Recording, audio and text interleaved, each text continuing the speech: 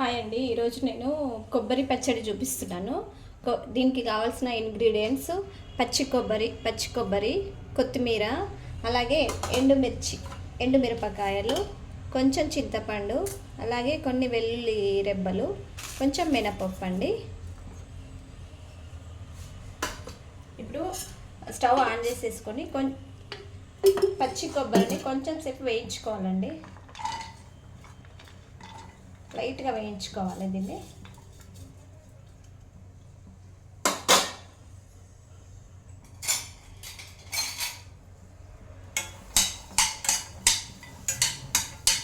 కొంచెం సేపు ఇలా వేయించుకోవాలి.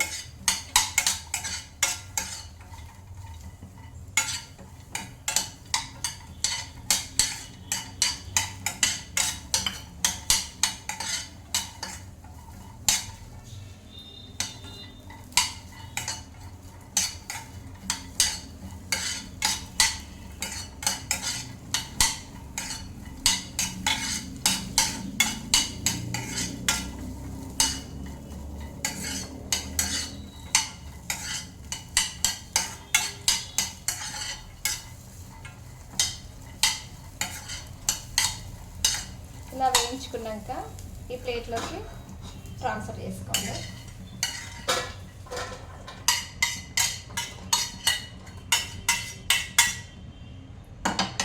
ఇప్పుడు ఇందులో లైట్గా ఆయిల్ వేసేసుకోవాలి. లైట్గా కొంచెం ఆయిల్ వేసేసుకొని ఎండుమిర్చి ఉంది కదండి, ఎండుమిర్చిని ఇందులో లైట్గా ఫ్రై చేసేసుకోవాలి ఆయిల్లో. ఇలా ఫ్రై చేసేసుకోవాలి. కొంచెమే ఆయిల్ వేసుకోవాలండి, ఎక్కువ వేసుకోవద్దు.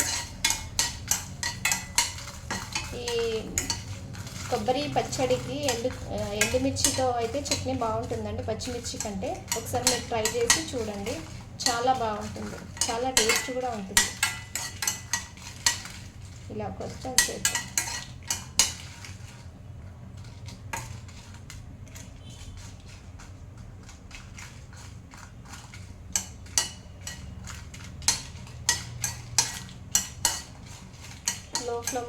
లో ఫ్లేమ్లో పెట్టి ఫ్రై చేయాలండి, లేదంటే హైలో పెడితే మాడిపోతుంది.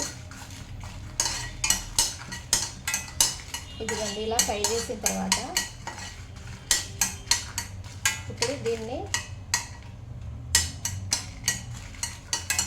ఫ్రై చేసుకోవాలి. ఫ్రై చేసుకున్న తర్వాత వీటిని జార్లోకి తీసుకోవాలండి.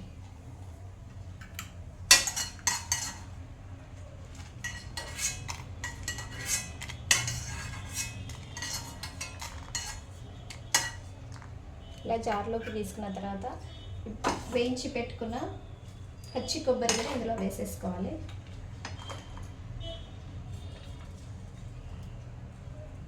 పచ్చి కొబ్బరి ఇందులో వేసుకున్న తర్వాత కొంచెం చింతపండు చెప్పినా కదండి, కొంచెం చింతపండు కూడా ఇందులో వేసేసుకోవాలి. అలాగే కొంచెం సాల్ట్ వేసుకోవాలండి. మేము సీ సాల్ట్ వాడతామండి, రాళ్ళ ఉప్పు వేసేసుకున్నామండి. ఇప్పుడు దీన్ని మిక్సీ పట్టేసేసుకోవాలి. మిక్సీ పట్టేస్తానండి. ఇప్పుడు ఇందులోనే కొంచెం ఆయిల్ వేసుకోవాలి. లైట్గా ఆయిల్ వేసేసుకొని కొంచెం జీలకర్ర వేసుకోవాలి. ఇందులో కొంచెం లైట్గా జీలకర్ర వేసేసుకొని ఇందులోనే 2 పచ్చిమిర్చి వేయాలండి, ఎండుమిర్చి వేసుకోవాలి. ఇందులోనే 2 ఎండుమిర్చి వేసుకొని కొంచెం ఫ్రై కావాలి, లైట్గా ఫ్రై చేయాలి.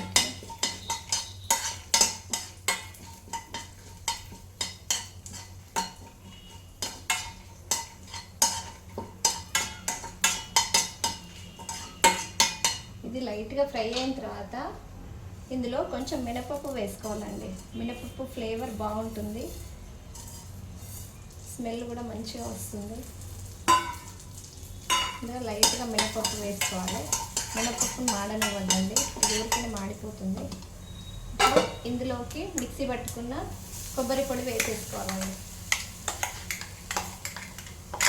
కొబ్బరి పొడి వేసేసుకొని ఇది లైట్గా ఇలా ఫ్రై చేసేసుకోవాలి.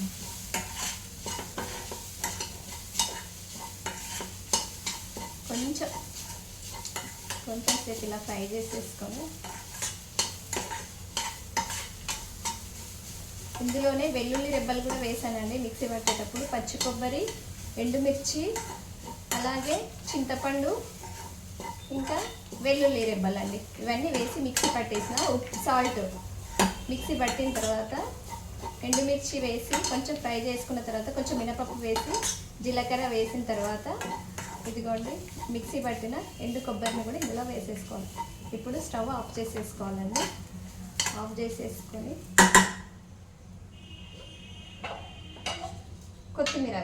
కొత్తిమీర చల్లుకోవాలి పైన.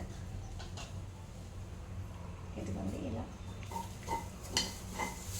ఈ కొబ్బరి చట్నీ అన్నంలోకి, చపాతీలోకి చాలా బాగుంటుందండి. పచ్చిమిర్చి కంటే ఎండుమిర్చి వేసి ఒక్కసారి ట్రై చేసి ఎలా ఉందో కామెంట్ పెట్టండి. ఇదిగోండి ఇప్పుడు దీన్ని ఇలా ఒక బౌల్లోకి ట్రాన్స్ఫర్ చేసుకుందాం.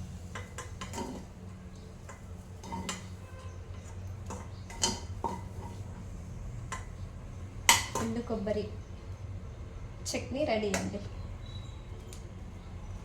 ఇది ఎండు కొబ్బరి చట్నీ. Thank you.